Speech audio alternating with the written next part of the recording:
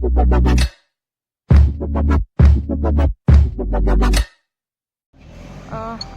मैं basically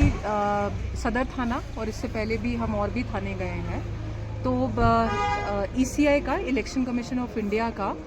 basically उन्हीं का निर्देश था, इंस्ट्रक्शन था कि 6 ऑब्जेक्टिव्स हैं जो इस बार state police down to the level of constable इनको इन्फॉर्म करना है, बताना है कि ईसीआई के 6 ऑब्जेक्टिव: नो वायलेंस, मतलब वायलेंस फ्री इलेक्शन कराना है इस बार; नो इंटिमिडेशन, कि कोई भी वोटर को डर ना लगे, कोई भय ना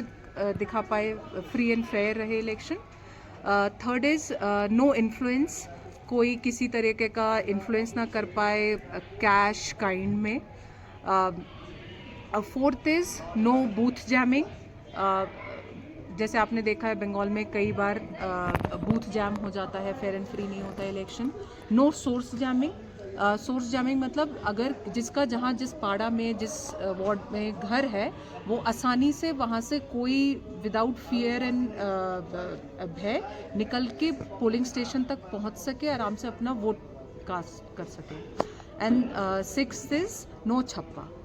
मतलब कोई किसी और का वोट नहीं देगा, कोई बोगस वोटिंग नहीं होगी, फ्री एंड फेयर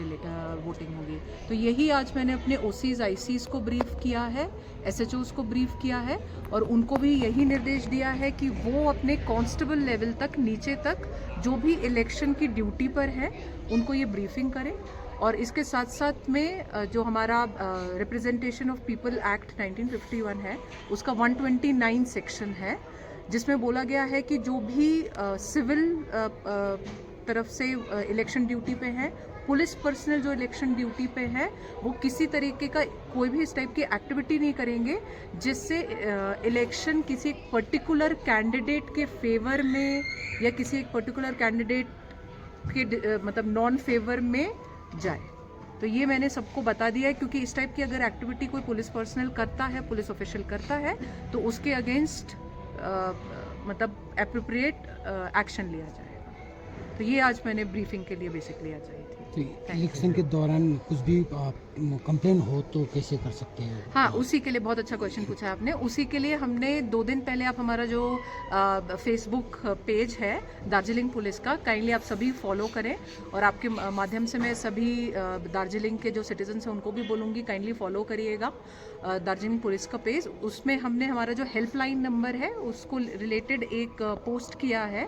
और मैंने अपने ICOCs को बोला है कि जितने भी हमारे विजिबल इंपॉर्टेंट बाज़ार हैं उसके प्रिंट आउट लेके पैम्फलेट्स बना के हम इसको डिस्ट्रीब्यूट करेंगे। और प्रिंट मीडिया में भी जो यहाँ के लोकल न्यूज़पेपर्स हैं, जो लोकली नेपाली में है, बंगाली में है, इंग्लिश, हिंदी, उसमें भी हम मार्केटिंग करेंगे इसका, मतलब इसको पब्लिश करेंगे। दार्जिलिंग डिस्ट्रिक्ट में कोई सेंसिटिव एरिया आपको अभी तक आइडेंटिफाई हो गया या नहीं है वैसा? कुछ जैसे नारकोटिक्स के हिसाब से देखा जाएगा तो फांसी देवा खरीबरी एसी जो है वो नारकोटिक्स के लिए सेंसिटिव है, क्योंकि वो ट्रांजिट रूट पड़ता है, बिहार के साथ बॉर्डर है, वो कूच बिहार का भी ट्रांजिट रूट है। प्लस इसके अलावा बॉर्डर के कारण दार्जिलिंग इज़ सेंसिटिव, क्योंकि इंटरनेशनल बॉर्डर है हमारा। प्लस ये सिक्किम के साथ बिकॉज हमारा बॉर्डर है, तो ये इलिसिट लिकर के लिए भी सेंसिटिव है, क्योंकि वहाँ से यहाँ पर